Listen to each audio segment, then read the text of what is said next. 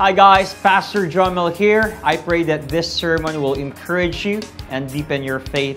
Kung na-bless po kayo sa message nito, please like and share and tag someone and let's spread the word about the goodness and love of our God. Mabuhay po. Once again, magandang hapon po sa ating lahat. 2 weeks ago, we've been talking about purity. Pastor Jomel has been talking about purity. Sino po ang na-bless dito? Amen. Sabi ko nga kanina, sino dito ang mga napupurga na, no? Marami nang napupurga sa atin. And last time, Pastor Jomel sabi niya, maganda Josh, ang itapik mo din ay purity. So, here we are again. We're having a purity series, mga kapatid. So, as my introduction, I want to use the story of Joseph. Alam ko po, some of you kilala na si Joseph. Si Joseph po ay yung The Dreamer. Naalala niyo ba si Joseph the Dreamer? Si Joseph po, nung siya po ay inalipin, binugbog ng kanyang mga kapatid at dinala sa Egypt, siya po ay kinawawa, binugbog, inalipin at pinahirapan. Pero sa gitna po ng kanyang paghihirap, alam po niya kung sino siya sa harap ng Diyos. Dahil nung tuksuhin po siya ni Miss Potiphar, echo? Okay lang. Dahil nung siya po ay tuksuhin ni Miss Potiphar na makipagtalik po sa kanya, ang kanyang naging sagot, ito po, Genesis chapter 39, verse 9. Ang sagot po niya, paano ko magagawa ito? Paano ko magagawa ang ganitong kasamaan laban sa Diyos? So makikita po natin dito mga kapatid, na hindi lang po morality ang dahilan ng pagtanggi ni Joseph. Hindi lang po behavioral ang pagtanggi, ang dahilan ng pagtanggi ni Joseph doon sa temptation sa kanya, kundi yung kanyang may relasyon sila ng Panginoon. Dahil kung maalala nyo po, pinangawakan po ni Joseph yung pangako ng Diyos sa kanya at nakuha niya po ito through his dreams. Ngayon, makikita po natin dito, siya po ay nakatanggi at nakatakbo dahil may relasyon sila ng Panginoon. What I mean, meron po siyang magandang relasyon sa ating Panginoon.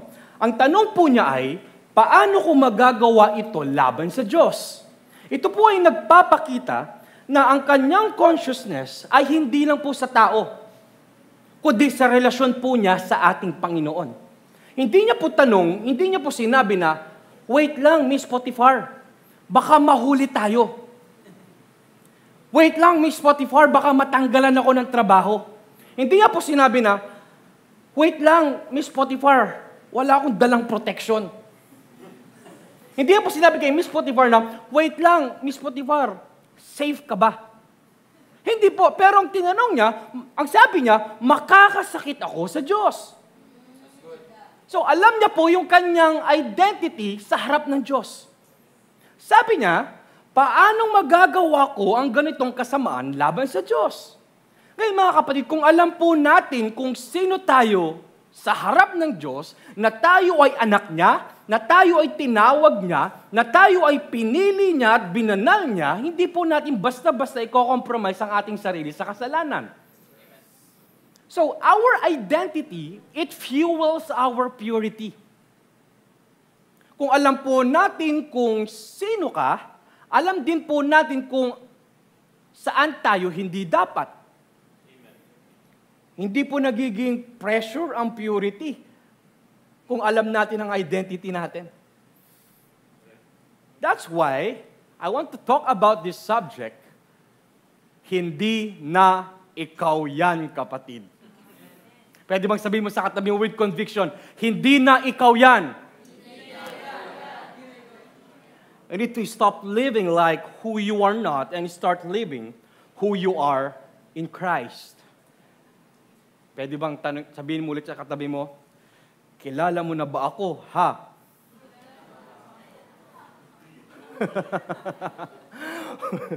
Alam niyo mga kapatid, sa mundo po ngayon, ang identity parang nagiging isang damit lang eh. Palit lang ng palit, after ng Sunday service, okay, hubad na, ito na ulit ang damit ko, worldly damit na ulit. Parang damit lang po ng palit. At ang identity natin, depende sa uso. depende sa trending, depende sa popular, depende sa opinion ng tao, at depende sa nararamdaman mo. Dito po sa mundo, our identity is often defined by, number one, by what you do. Kung ano ang trabaho mo, kung ano ang mga na-achieve mo sa buhay, kung ano ang titulo mo, doktor ka, engineer ka, teacher ka, master ka, or whatever, you are being defined by what you do. Next one, our identity is being defined by what you have. Kung gaano ka kayaman, kung gaano karami ang possessions mo, or gaano kadami ang social media followers mo.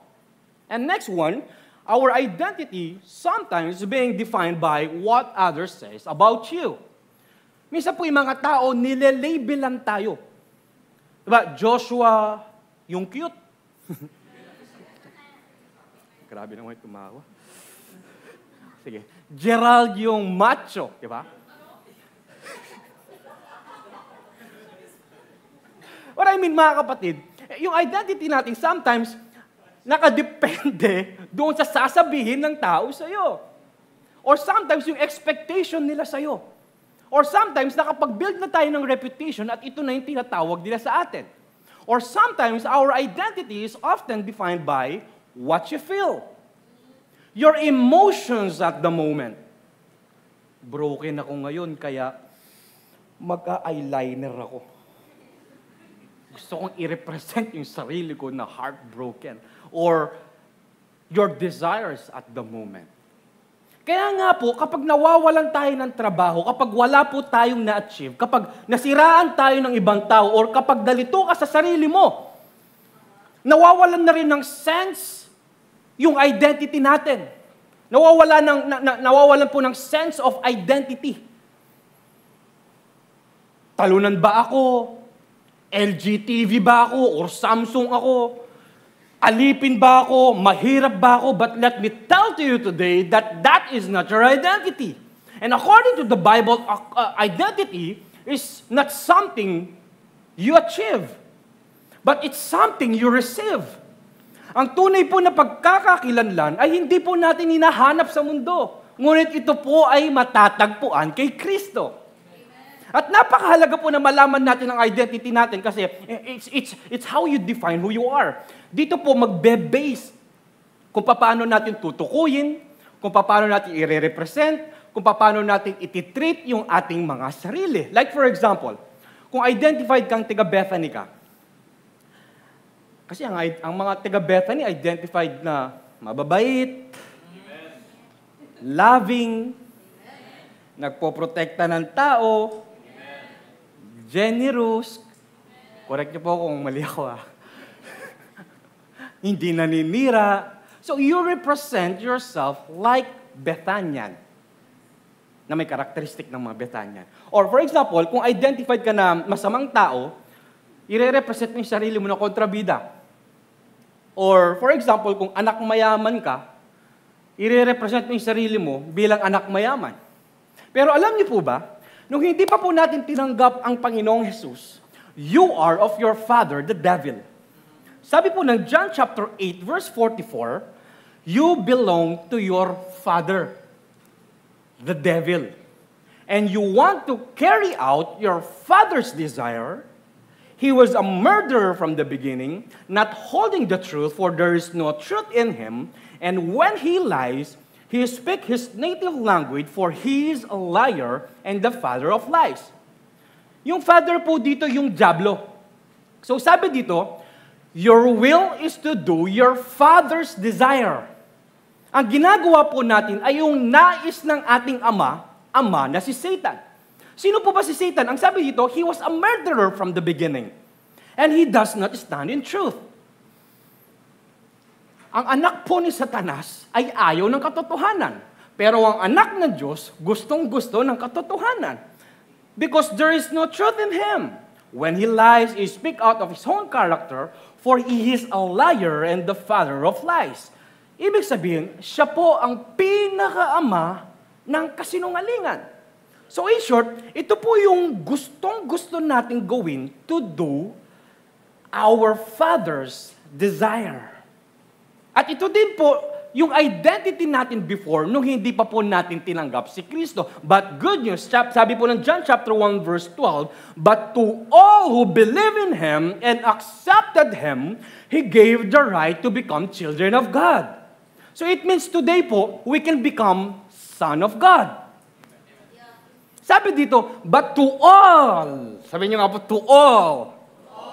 To all po, regardless kung sino tayo. Kahit si tingin mo na ikaw ang sinungaling, pinakamakasalanan, kung tayo po ay nagsipagtanggap at naniwala at nanampalataya sa Kanyang pangalan, tayo po ngayon ay pinagkalooban upang maging anak ng Diyos.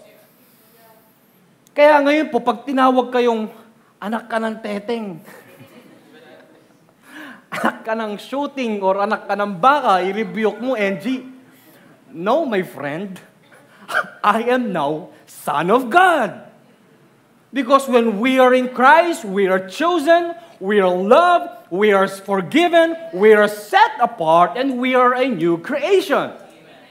Sabi po ng 2 Corinthians chapter 5 verse 17, therefore, if anyone is in Christ, he is a new creation. The old has passed away, and behold, the new has come. Alam niyo po, ang mundo, binabase ang pagkakakilanlan natin sa ating mga ginawa. Pero ang Diyos, binibigyan po tayo ng bagong pagkatao base sa ginawa niya. So today, we're not just talking about behavior. We're going to talk about our identity. Dahil kung sino po tayo, yun ang magdidikta kung paano tayo mamumuhay. Pwede bang sabihin mo sa katabi mo, bago ka na. Binago ka na. Kaya magbago ka na. Ayaw mong sabihin. Bahala ka. Amen. Point number 1, purity begins with our identity. This is our foundation, mga kapatid. Because you cannot live pure if you don't know who you are. Kapag alam po natin kung sino tayo kay Kristo, hindi na po natin nanaisin ng karumihan ng mundo. Dahil alam mong anak ka na ng Diyos, that you have been set apart and made holy. Sabi po sa Galatians chapter 4 verse 5, sabi po dito, God sent Him to buy freedom for us who were slave to the law, so that He could adopt us as His very own children. Mga kapatid, gusto ko pong balikan ang katotohanan ito, na hindi lang po tayo basta niligtas ng Panginoon, but He adopted you as well. Hindi ka lang niya ni-rescue from your sin, but He brought you as well. He brought you into His own family. At ang alam ko po, ang pamilya ng Diyos, may kakaibang kultura, may kakaibang pamumuhay, may kakaibang pagkakakilanlan. Kung dati puro ka emosyon, ngayon puro ka na devotion sa Panginoon. Kung dati puro ka kabalbalan, sabi nga ni Pastor, ngayon puro ka na kabanalan. Hallelujah. God sent Jesus to buy our freedom. Ibig sabihin, dati po tayong mga alipin ng kasalanan, ng kahalayan, dati tayong alipin ng mga kalaswaan, dati tayong alipin ng ating mga sarili, pero nung binili na po niya tayo, hindi lang basta para palayain tayo, kundi para angkinin bilang sarili niyang anak. And here's the truth. You cannot live in purity if you still live like a slave. Let that sink in.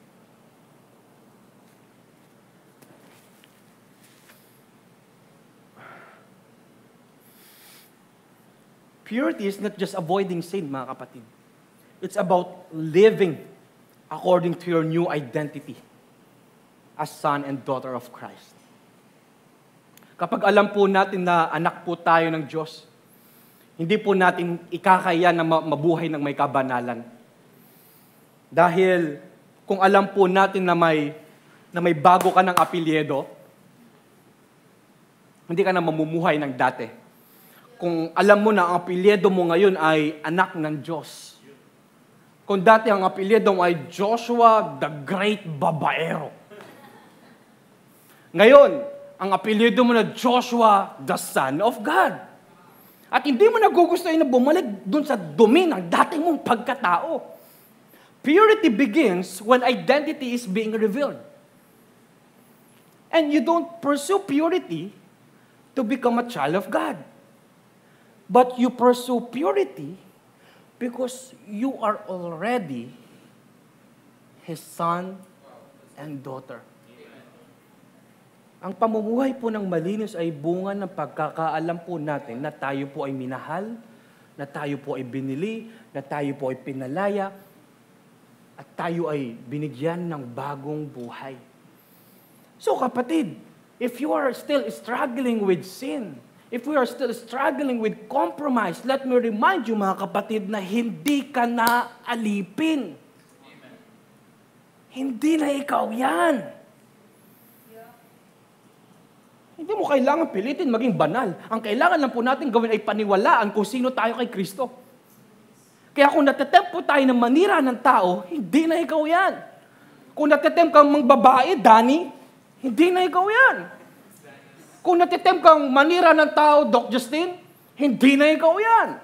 Kung natatempt po tayo mag-create ng division, hindi na po ikaw yan. Because once we understand that you've been adopted as His son, you will no longer desire to live like you belong to this world. Because you are no longer slave to sin, and you are now a slave in righteousness.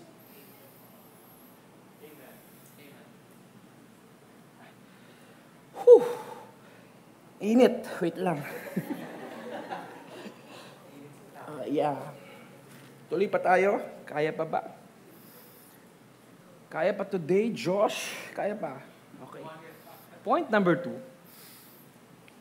Identity builds conviction.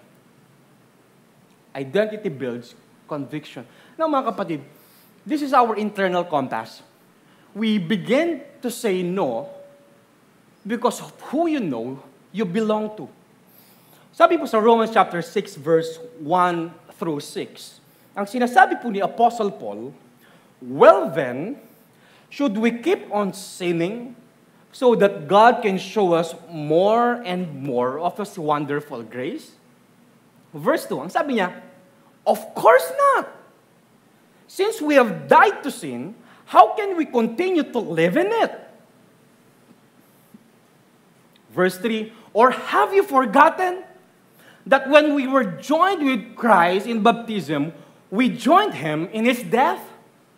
Verse 4, for we died and were buried with Christ by baptism. And just as Christ was raised from the dead by the glorious power of the Father, now we also may live new lives. Verse 5, since we have been united with Him in His death, we also be raised to life as He was. And verse 6, we know that our old sinful selves were crucified with Christ, so that sin might lose its power in our own lives. We are no longer slave to sin. Sabi po ni Paul dito sa Romans chapter 6, si Paul po ay ina-address niya to sa mga believers. Ina-address niya to sa mga taong naka-receive ng grace na ng Panginoon. But now he is confronting with attention. Ang tanong niya, if grace is powerful or greater than sin, can't we just keep sinning? Kung ang biyaya ay mas makapangyarihan kaysa kasalanan, edi okay lang na magpatuloy tayo sa kasalanan. Sounds familiar, isn't it? Parang ganito po yung tanong ng puso natin minsan. Okay lang naman na mag-compromise ako kasi papatawarin din naman ako ni Lord after. Okay lang na gawin ko to kahit mali kasi may grace naman, kaya papatawarin din ako ni Lord after. Okay lang na sirahan ko sila kasi may grace naman eh. Papatawarin din ako ni Lord after. Okay lang na unahin ko to, itong babaeng to, okay lang na unahin ko tong business na to, okay lang na unahin ko itong trabaho ko. Kasi maintindihan naman ako ni Lord eh. At saka may grace naman, mapapatawa din ako ni Lord after. At okay lang na uminom kami ng konti. Kasi, minsan lang naman to eh. At saka, yung iniinom naman namin, mga light lang. San Mig Light, Alfonso Light, MP Light, ano pa? Pundador Light, iniinom namin Marlboro Light. Kaya, light lang naman itong iniinom namin, Pastor or Kuya Doc. So ibig sabihin, light sin lang ba? At saka pag nagiinuman naman kami, nagiging light, nagiging ilaw din naman ako. Kasi nag-share din naman ako ng patungkol kay Lord. Wow! Hallelujah! Di ba sabi ng Bible, be the salt and be the light in this world. Pag nagiinuman kami, may salt din naman kami. Yung after ko mag-shot, yung sinisip-sip ko nung, alam ng iba dito. Hindi ba, hindi nag-react, parang hindi mahalata. No? Yan, hindi po kayo to. Yung tropa nyo to. Yung iba to. So, ang sinasabi ni Paul, he doesn't tolerate that kind of thinking. Kaya ang sabi niya sa verse 2, of course not. He doesn't say, try harder na huwag magkasala. At hindi niya po sinabi na, don't you dare to sin. Instead, ang sinasabi po niya, he is reminding them of who they are. Because when you know you have died to sin, you stop entertaining what you already buried. Binaon na yan eh. Inilibing na yan. Huwag kang magpaka-aso, kapatid. Kasi ang mga aso, once na nagsuka sila, nilalaro pa nila yung suka nila at kakainin nila ulit. Huwag tayong magpaka-aso because the root of compromise is not always rebellion. Sometimes, it's forgetting who you are. Tuloy po natin yung verse 2, since we have died to sin. Hindi po ito isang basta poetic or symbolic lang, no? Ibig sabihin, sabi po ni Paul, literally, spiritually death. Ang ibig sabihin, that sin no longer owns you. Hindi ka na pagmamay-ari ng kasalanan. So you don't belong to sin, you don't serve sin, you don't play with sin because you are dead to it. Nilibing ka na dyan. Huwag mo nang hukayin, kapatid. At just in case na nakalimutan mo, sabi ng verse 3, or have you forgotten? Or have you forgotten? Sinasabi ni Pablo, kapatid, nakakalimutan mo na ba? Nakakalimutan mo na ba? Kasi minsan, ang issue po dito ay hindi yung kagustuhan mo magkasala. Ang issue dito ay yung nakalimutan mo kung sino ka. Sabi to, have you forgotten that you have been united and died with Christ?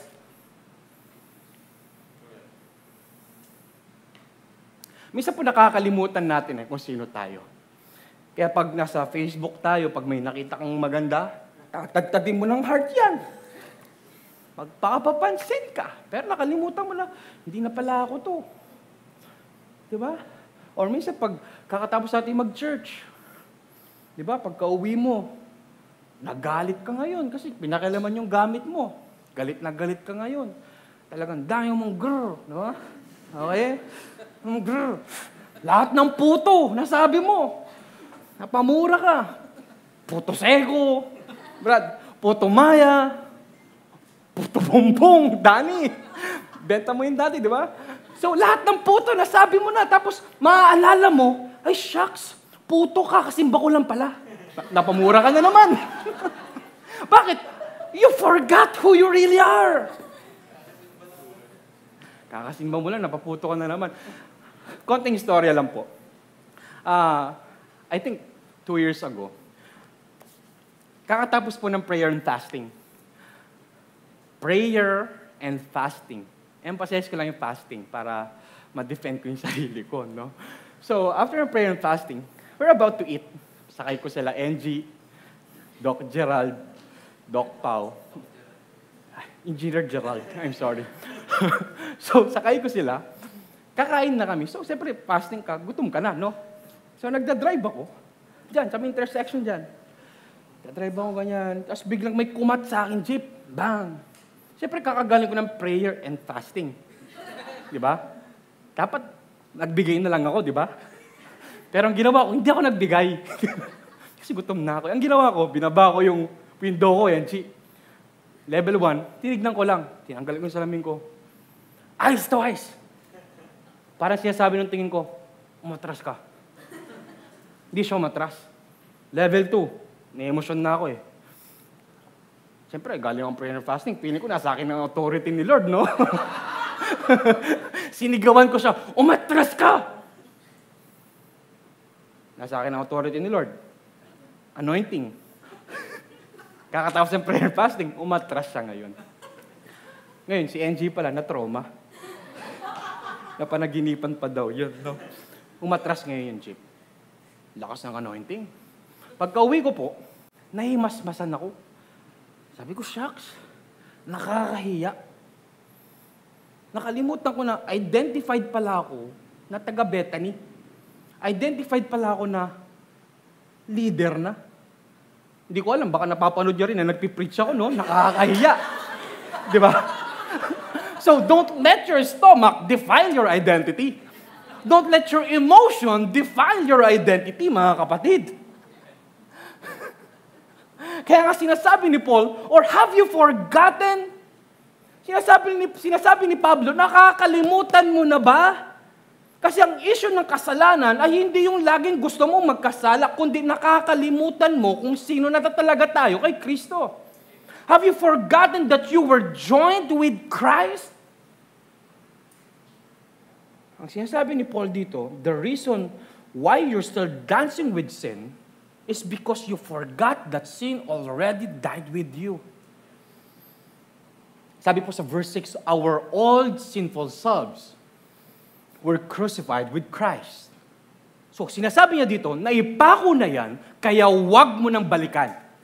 Mga kapatid, ang krus po ay hindi lang lugar ng kamatayan ni Jesus para sa atin. Ito rin po ang naging libingan ng dati nating pagkatao. Ibig sabihin, hindi lang po tinubos yung ating mga kasalanan, kundi naipako na yung dati nating pagkatao. Your past and your last, naipako na. Your shame and your struggle, naipako na. Your impatience and your impurities, naipako na. So why are we still entertaining for what's already crucified? Lahat ng dumi, lahat ng bahid ng kasalanan, lahat ng dumi ng ating puso at ng ating katawan, naipako na kasama ni Kristo.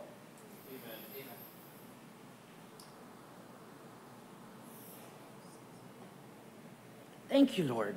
Thank you, Lord, for what you did. Thank you, Lord, for the cross. Hallelujah. But of course, mga kapatid, I want to encourage everyone. Minsan kasi, we try to live in purity, pero ang mindset natin, Dok, parang hindi naman ako nagbabago. Parang wala namang binabago sa akin. Parang lang, kapatid. Matagal na akong Kristiyano, Dok. Mga 1 month. Nag-attend ako ng D-group. Nagpe-pray ako. Nagbabasa naman ako ng Word of God. Pero bakit parang walang progress sa purity ko? Parang lang, kapatid. Okay. For you to understand this better, minsan, di ba, hindi natin mahalata kung lumalaki na tayo. Unless kuhanin mo yung dati mong damit sa aparador mo at isuot mo ulit. Pag sinuot mo, parang lumiit itong damit.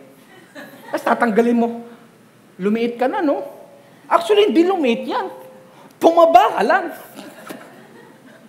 Naalala ko si Ate Kay, parang sinasabi niya, parang hindi na gano'ng kaganda yung mga K-dramas ngayon, no? Sabi ko sa kanya, hindi maganda. Tumanda ka lang. Kasi nag-iba na yung kanyang mga genre, no? Or for example, mga tumanda na dito sa church na to.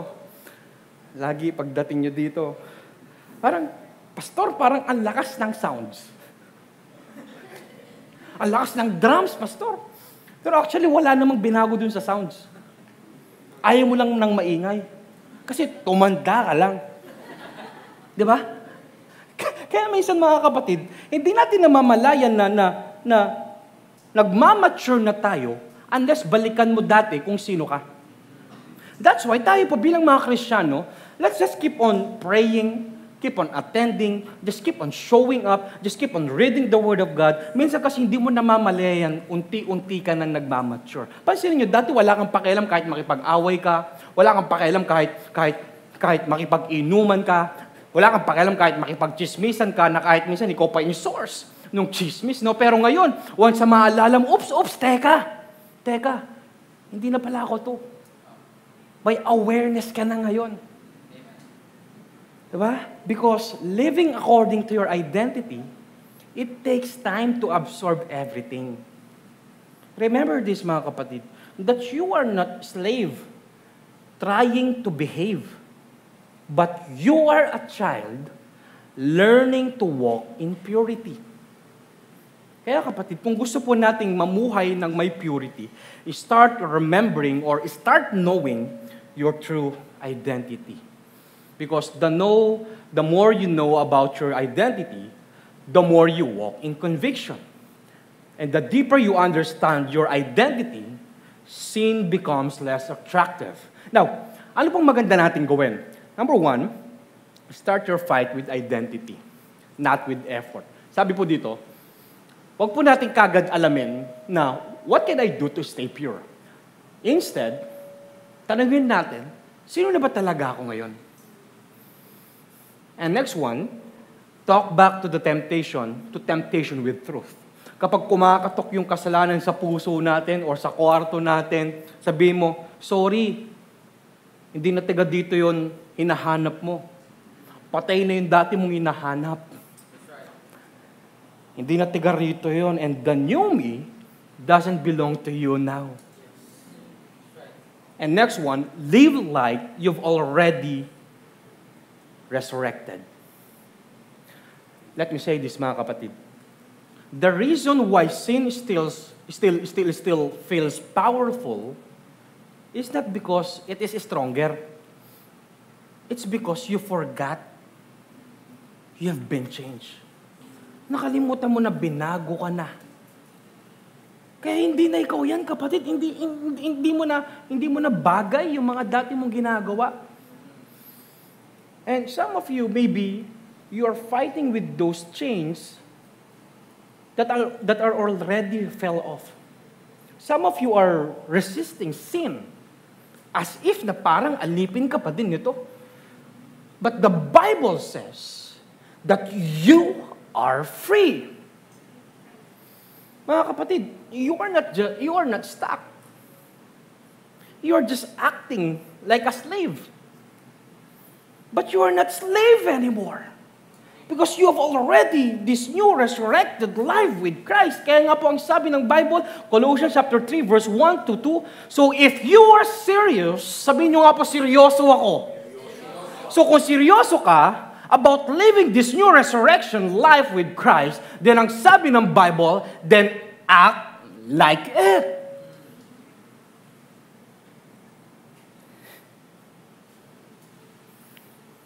Hallelujah. Oh yeah.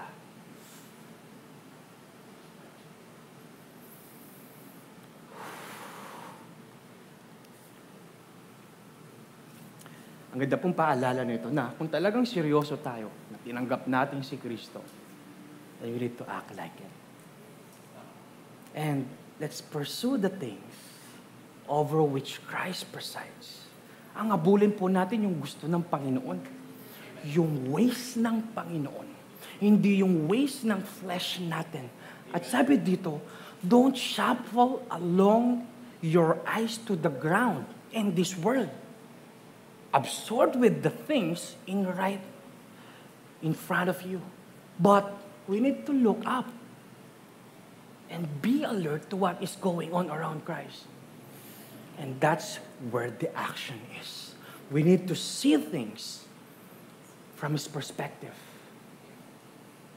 So when the world tempts you to give in, when your flesh is pulling you back again to sin, we need to stand stand firm and act like it, not on your own strength, but on your identity.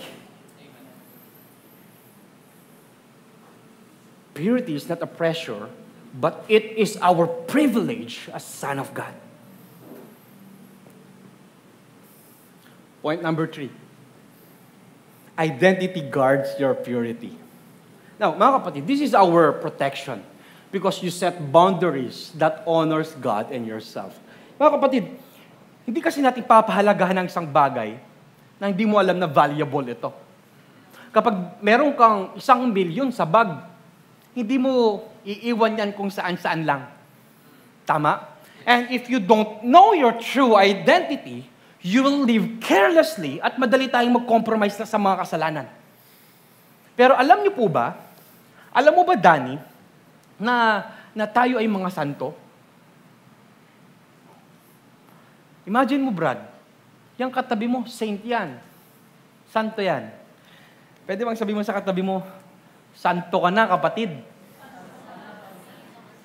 Hindi ka sinto, no?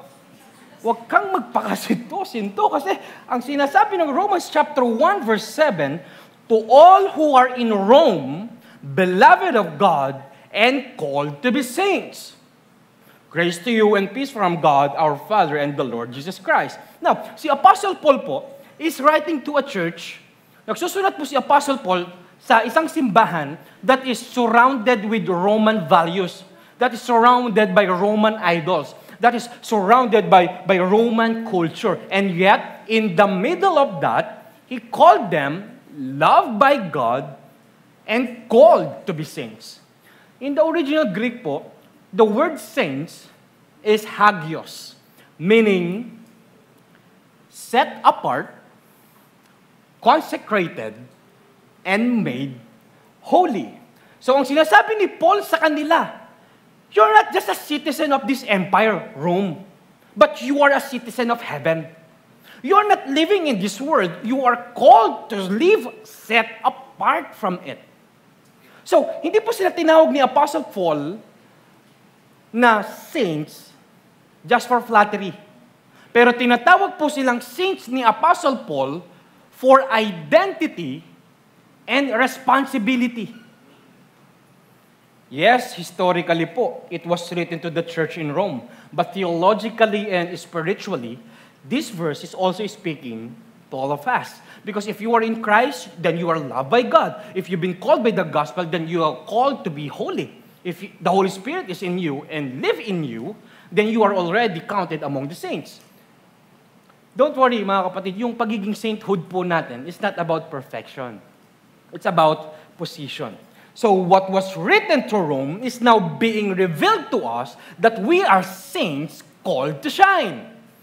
Tayo po ay tinawag na santo bilang for identity and responsibility. Because when you know who you are, kung kilala mo kung gaano kahalaga yung sarili mo, iingatan mo to at guwagwardyahan mo ito. Kaya sabi mo sa katabi mo, babantayan kita kasi mahalaga ako. Kasi ang sinasabi ng Ephesians chapter 6, put on all God's armor so that you will be able to stand firm against all strategies of the devil. Kasi minsan po, ang inaatake ni Satan, hindi yung purity mo. Ang inaatake niya minsan ay yung identity mo. Kasi alam niya that your identity will serve as your defense. Bakit po ito dapat mag-matter? Because what you believe about yourself, it determines what you allow in life. Kaya kung alam po natin na santo na tayo, hindi na po tayo mamumuhay ng parang alipin. And if you believe that you are set apart, you won't settle for what is common and what is ordinary. Kaya ang sabi ng Proverbs chapter 4 verse 23, guard your heart above all else, for it determines the course of your life. So ang Bible po calls us to shine. And the Bible calls us to stand, and the Bible calls us to be holy, and calls us to be armored and be on guard. Kasi kung anong mga papapasukin mo sa buhay mo, ito yung magdedetermine ng course ng buhay mo. So, we need to first guard our heart because it is the wellspring of your life. Second, we need to guard our mind. Dahil dito po nagsisimula ang mga kasinungalingan. At alam niyo po, may mga kasinungalingan po na na-establish si Satan sa ating isipan that we count as true, but actually it's a false belief. Na minsan ang sinasabi ni Satan, hindi impurities yan, kapatid. Ang sinasabi ni Satan, hindi kasalanan yan. Bingo. That's it. Kaya minsan hindi mo pagtagumpayan ng isang bagay kasi hanggang ngayon, in denial ka pa din. Si Satan po, binibigyan niya tayo ng illusion of truth. Ang sinasabi niya, tama yan. Kasi marami namang gumagawa diyan. Tama yan. Kasi si kuya ganito rin naman yung ginagawa. Pero hindi porke maraming gumagawa, ay tama. Hindi porke popular, biblical. Hindi porke trending, yun ang tama. That's why we need to guard our mind. Next one is guard your time. Because sin grows in idleness. And next one, we need to guard our boundaries. Kasi ang purity po, it needs structure eh. Kasi kung alam po natin na may red flag na, pakinggan nyo yung Spotify ni Pastor, ang ganda. Pag alam nyo may red flag na, cut off nyo na. Kailangan po kasi may boundaries eh. Yung pasimpleng holding hands, ang susunod dyan, kung mahal mo ako, pakis nga. Saan patungo yun? Kung mahal mo, isa lang, isang kiss lang. Hindi, saan patungo yan? May progression po kasi yan, kaya you need to set boundaries. Huwag niyo pong ilagay yung sarili niyo sa alam niyo na matetem ka. Minsan sinasabi natin, di, malakas ako. Kaya namin pagtagumpayan to. Ayun, nahulog. Kasi malakas ka eh, di ba? Hindi, malakas ka. Kaya huwag ka na mag-keep on guard. Kuya Jed, for example, suntukin mo yung mukha ko. Hindi, joke lang. Oh, masakit yan. Ngayon, pag naka-guard ka, suntukin mo, bag. Hindi rekta sa mukha. So, mga kapatid, kung alam nyo na pwede kang malaki punch, you need to keep on guard. You need to set boundary. Amen. Hindi ka malakas, kapatid. Correct. Kailangan magkaroon ng awareness na pwede kang malaki punch. Kasi, nagsisimula yan sa patikim-tikim. Di ba? Tama si Lola eh, di ba? Sabi ng Lola, sino na serbes? Ayun, serbesang yan. Isang shot lang, pero nanganganak yan. Yan, totoo. Pahits nga. Vape lang naman. Mamaya-maya, after amat, nagtitricks ka na. Hindi. Yung may progression po kasi eh. Kaya kailangan, you need to set boundary. Alam nyo, enticing po ang kasalanan. Walang mahuhulog dyan kung hindi enticing yan. Kaya you need to set boundary. And lastly, you need to guard your eyes. Because L-U-S-T, lust, begins with a glance. Sa mata natin nagsisimula yung lust.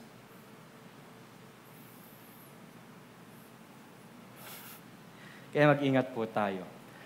Kaya pag nag-Facebook kayo, dumaan sa feed nyo na may delikado, huwag nyo nang balikan.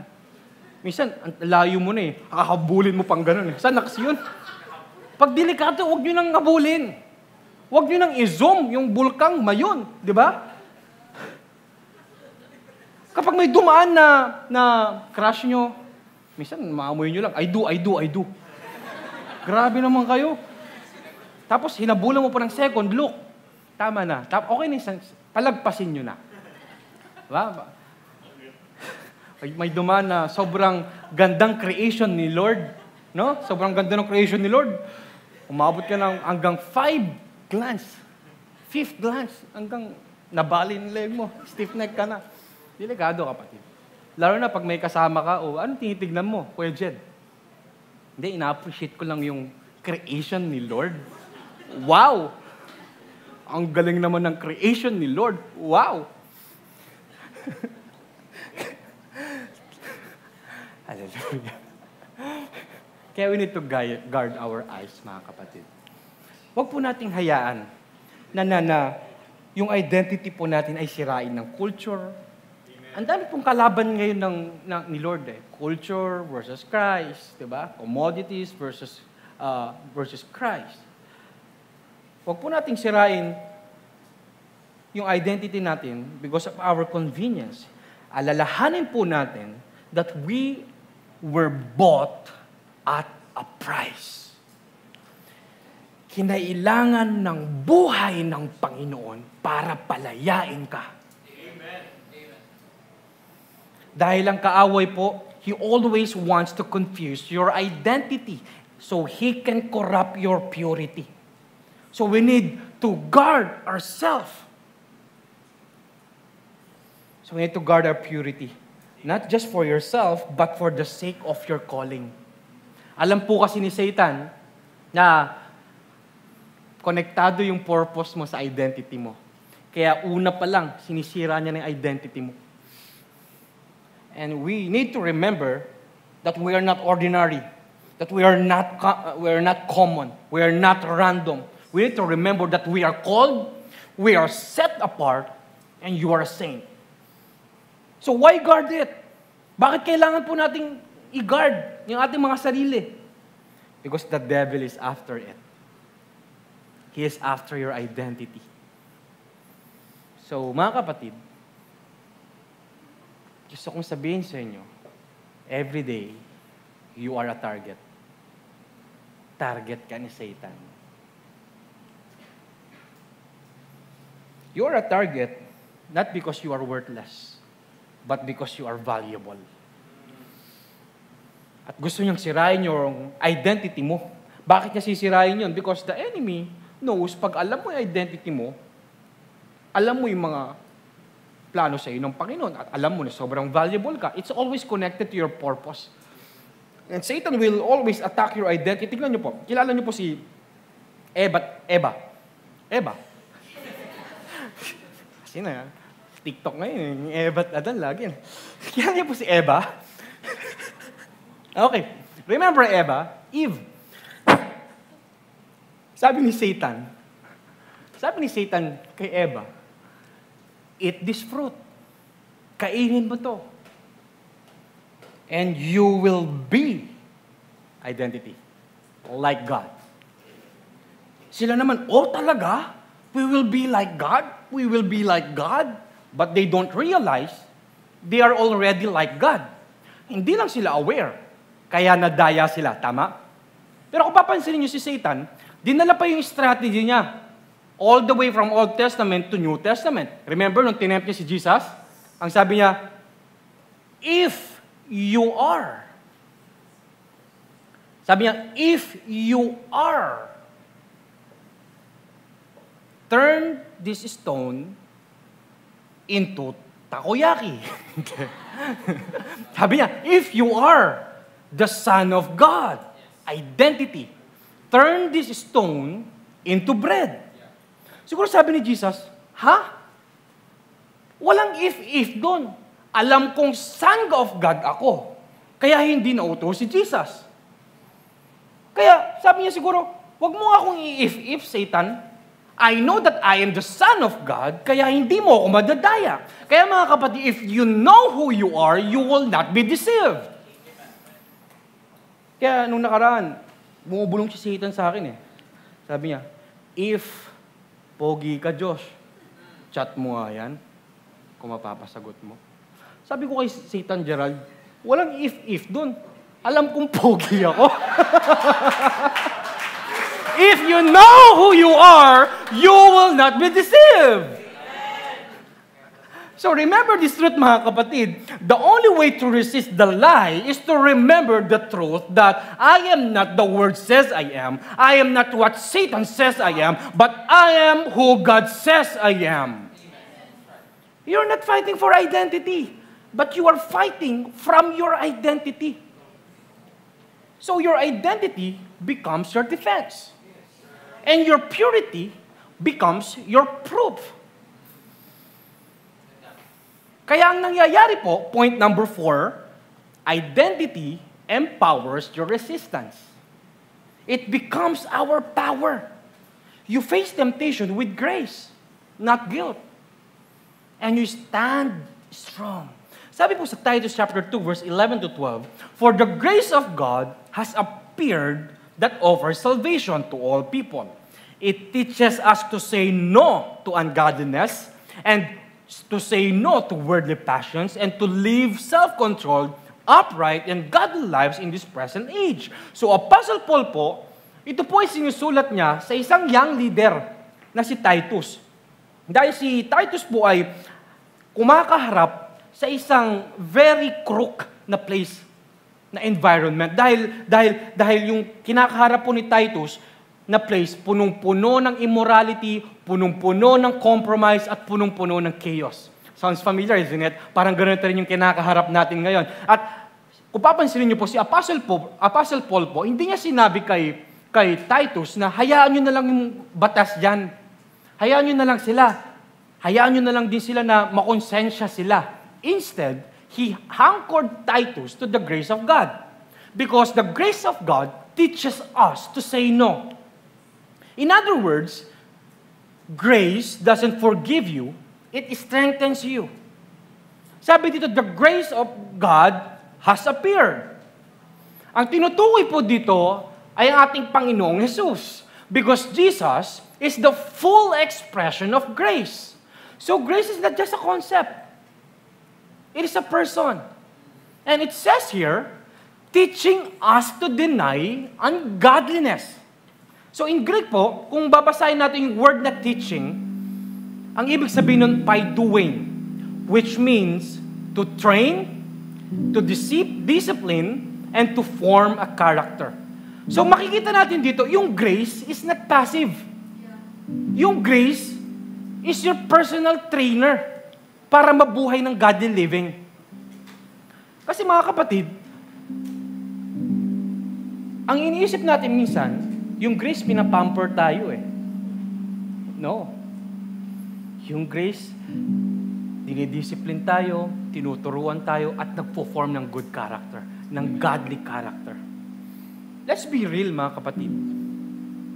Kaya, we always encouraging everyone to attend discipleship, to be trained, to attend Sunday service, kasi unti-unti tayong napipurify, natututo, lumalalim.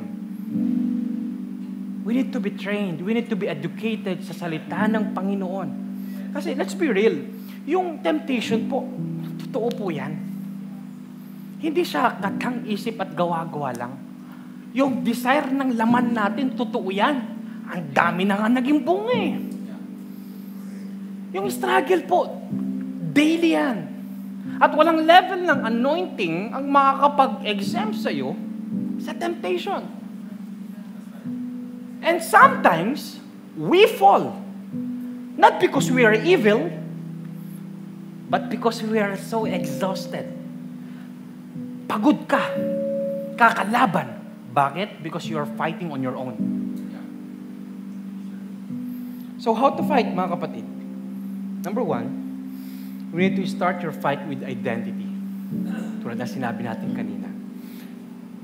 Because kung alam po natin that we are blood-bought and spirit-filled, at alam natin na tuwing haharap tayo ng battle, ang backup natin ay si Kristo at ang langit, malakas tayo. Second one, let's use grace as a weapon, not an excuse. Because grace is not permission to sin, but it's our power to say no to ungodliness. Alam ko po, minsan mahirap tumanggi. Dati na ikaw ang pinakakilala sa school nyo na babaero. Pag may babae, tatawagin ka. Gian, example lang Gian. Gian, Pwede ka pa sumama sa amin kasi may babae dito, kailangan ka namin. Kasi magaling ka sa babae eh. Ngayon, Gian, nakatanggap ka kay Lord. Tanong, nakalimutan mo ba kung paano mambabae?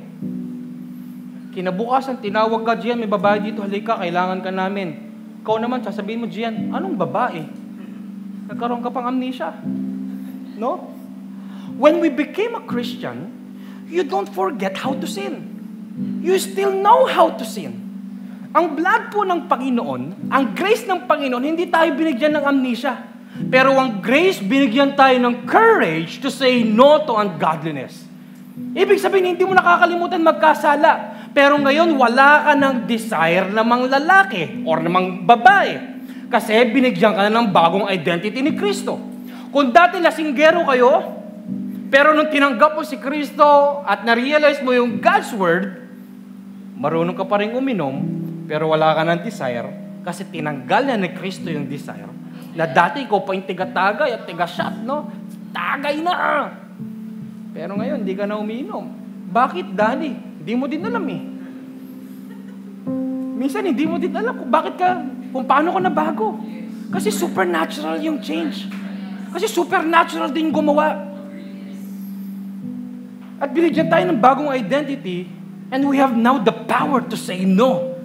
Hindi ito pampalubag loob kasi yung grace hindi tayo pinapamper, but it empowers us to say no. And grace is not just your covering, it is your courage to say no. So every time we hear grace and we receive grace, lumalakas ka to say no. Sometimes we have this misconception about grace. Na okay lang magkasala kasi may grace naman. No, my friend.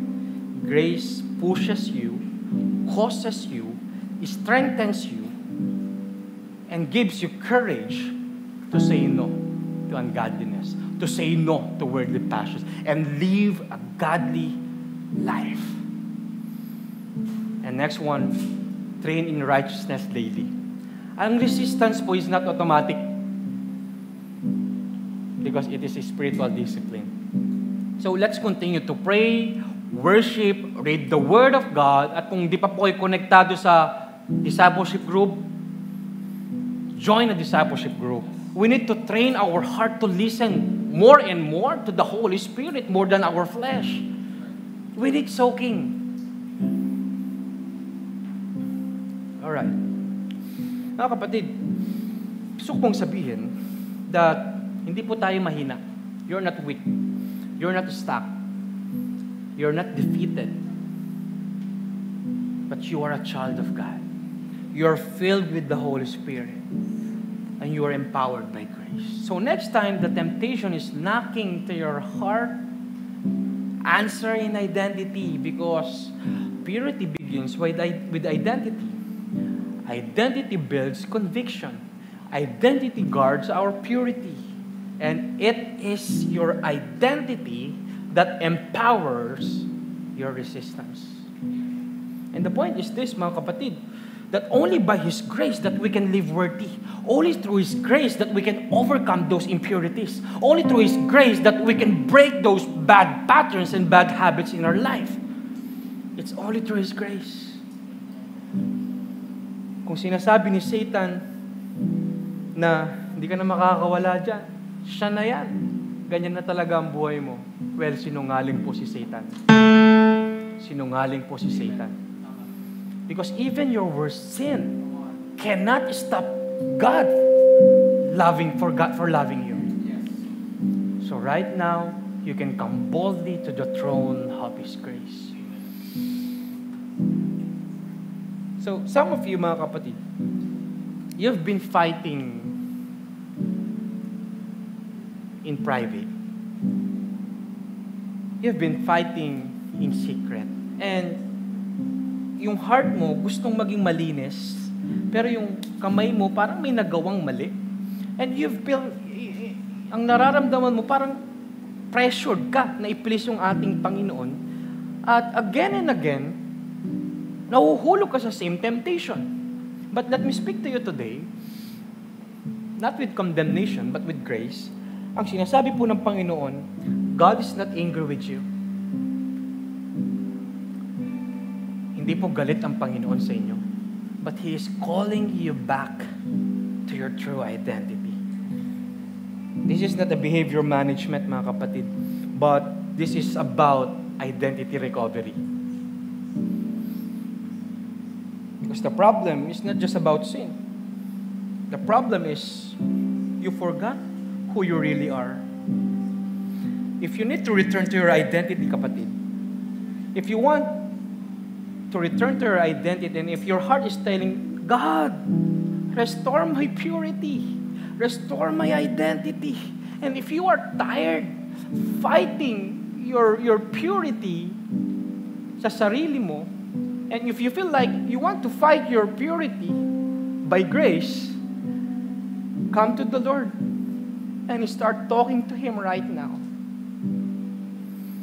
And let the day be the day we stop living like a slave. Pwede po ba tayong yumuko at manalangin?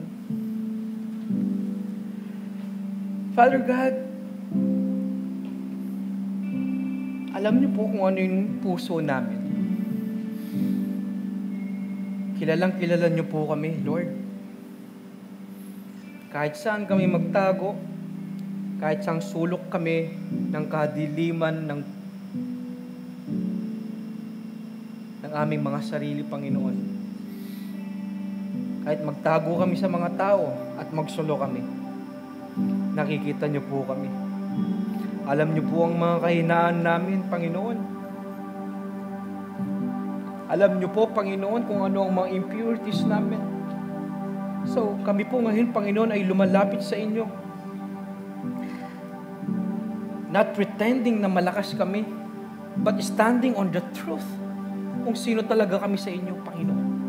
Lord, today we repent for forgetting our true identity. And Lord, we return to the name na binibigay niyo po sa amin, that we are holy, chosen, and beloved, at kami po ay sa inyo. And right now, Lord, we surrender our shame. Lord, we surrender our compromise, God. And we surrender, Lord, our secret sins. And we receive your cleansing right now. Hindi lang po para maging malaya, kundi para mamuhay at maglakad ng may katayaan, Panginoon. Lord, palakasin niyo kami ng inyong grace, Lord. And let this be the day of our turning point. Hindi lang po emotional thing. Pero Lord, sa mga oras na to, magkaroon kami ng deep identity shift, a lifestyle change, because we know who we are, Panginoon. Maraming salamat, Panginoon. Only by your grace, oh God. In Jesus' name we pray. Everyone will say amen and amen. Pwede po bang palakpakan natin ang Panginoon? May I invite everyone to please stand up. Magkakaroon po tayo ng declaration. And sabay-sabay po tayong mag-declare.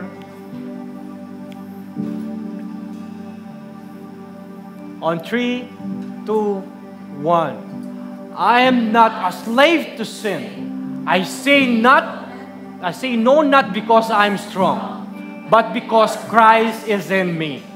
I am not my sin. I am His child. I am not powerless. I am empowered.